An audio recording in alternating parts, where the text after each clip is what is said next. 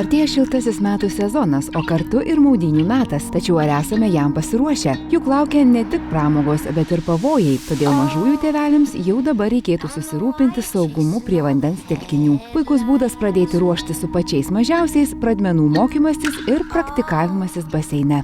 Be abejo, pradžia buvo tokia, kad norėjome, kad būtų užgrūdintas, kad priprastų prie vandens, kad nebijotų, tiesiog kur nors, kada nors ateity, kai važiuosime kokią nors ar kelionę, ar tai tiesiog vasarą prie tvenkinio, ar tai prie ežero, prie vandens būdamas, kad nebijotų to vandenuko ir kad eitų drąsiai ir kad mokėtų plaukti. 2 vaikų tėtis savo vyresnėlį sūnų prie vandens pratinti pradėjo šiandien esant vos 4, o šiandien berniukas jau rungtyniauja ir džiaugiasi plaukimo varžybų pergalėmis. Šiandien buvo varžybos, turėjom plaukti ir žiūrėti, kas pirmas atplauks. Laisvės stilius yra su lentele ir kojom pliušku. O tai kaip, pavyzdžiui, sakai, tenai delfino yra stilius, o kaip ten reikia plaukti? Visai panašu kaip pliušku, bet reikia abiem kojom vienu metu daryti. O ką rankos tada daro? O su rankom arba šitaip reikia, arba varlytę su rankom.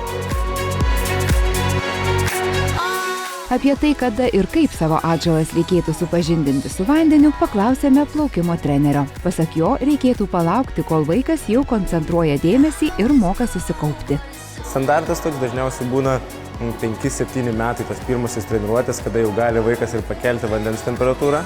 28, 27, 29 laipsnių, kur vyksta pagrindinėme baseine plaukimo treniruotės. Taigi, jeigu ir jūsų mažylis šiemet prie jūros keliaus kartu, galbūt reikėtų žinoti kelias pagrindines taisyklės. Dažniausiai pradedame nuo kvėpavimo pratimų, kūno padėties vandenyje, kaip atsigulti, kur galva turi būti, įkvėpimų, iškvėpimų, tai kojų darbas, kvėpavimas ir kojų darbas, rankos, bet pradedame po truputį jungti, bet pradžiai paprasčiausiai derinami atskiri judesiai. Nepulkite vaiko mokyti sudėtingų technikų ir juo labiau drastiškai nepaleiskite jo vieno vandenyje. Vandens telkiniuose svarbiausia būti atidiems, būtinai turi būti pažįstama vietovė, pažįstamas dugnas, ištyrinėti, negalima niekada eiti į nepažįstamą vietą. Tai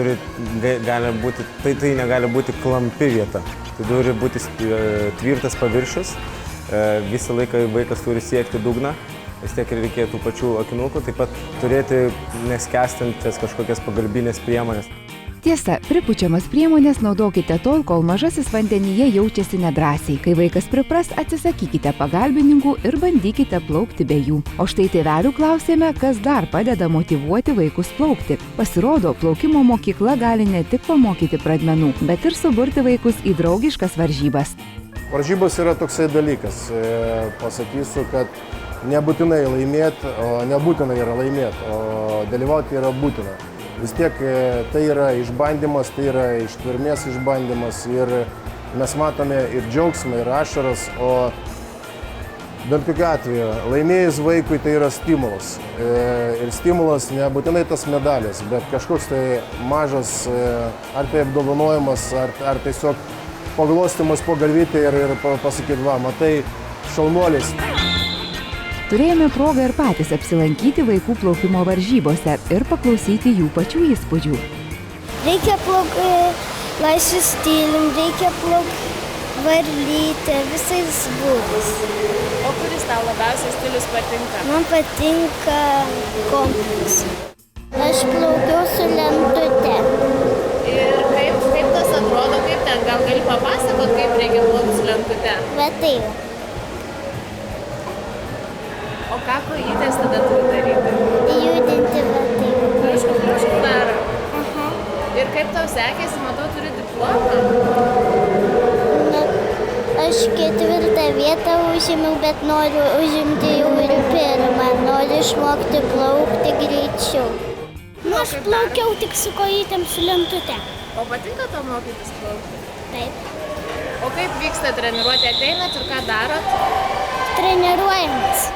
Reikia gerai atsigurti ant vandens ir liktai ir plaukti, ir tai ko nors siektum labai.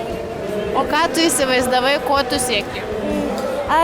Man pasivaideno, kad kitos mergaitės jau seniai baigė viską ir tada ėmiau greičiau plaukti.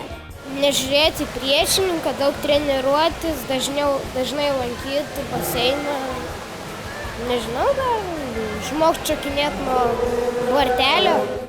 Akivaizdu, jog po tokių renginių emocijos pačios geriausios. Varžybos organizuojamos dažnai, o dalyvauti gali įvairaus amžiaus ir pažangumo vaikai. Rezultatas ne tik padidinta motyvacija, bet ir geri plaukimo įgūdžiai, be abejonės praversiantys ateityje.